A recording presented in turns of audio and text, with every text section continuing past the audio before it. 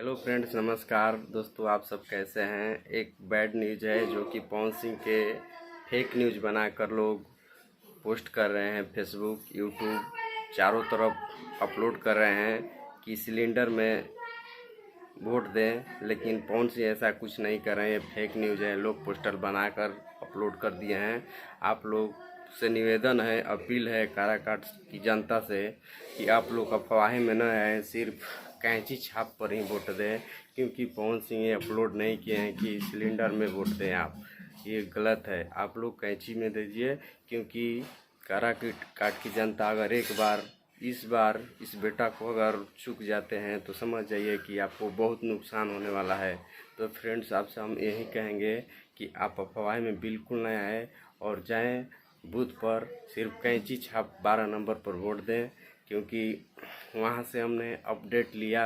बहुत अच्छा खबर आ रहा है कि सिर्फ 12 नंबर कैंची छाप पर ही लोग जम के वोट दे रहे हैं। तो आप काराकाट के सारे जनता से निवेदन है कि आज आप लोग अफवाहें में न आए, सिर्फ आप लोग 12 नंबर कैंची छाप पर ही वोट दें। बहुत बार आप लोग नेता देख चुके हैं, लेकिन इस बार नेता नहीं, सिर्फ बेटा चुने। और काराकाट की जनता से बार बार मैं बोल रहा हूँ कि ये अफवाहें न्यूज़ फैलाई जा रही है, पवन सिंह की तरफ से पोस्ट किया जा रहा है।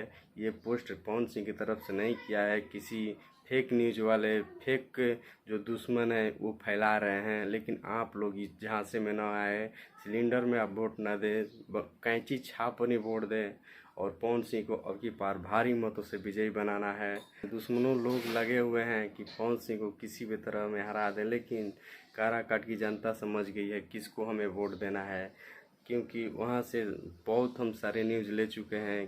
सारे लोग पवन सिंह को दे रहे हैं 12 नंबर कैंची छाप पर। तो आप लोग किसी अफवाह में ना आए, सिर्फ तो पवन सिंह पर ही वोट दें, 12 नंबर कैंची छाप। इस अफवाह पोस्ट को खबर या जांच की जा रही है कि किसके आईडी से ये पोस्ट किया गया है। जो धराएगा, जो पकड़ाएगा, उसको भारी सज़ा दी जाएगी।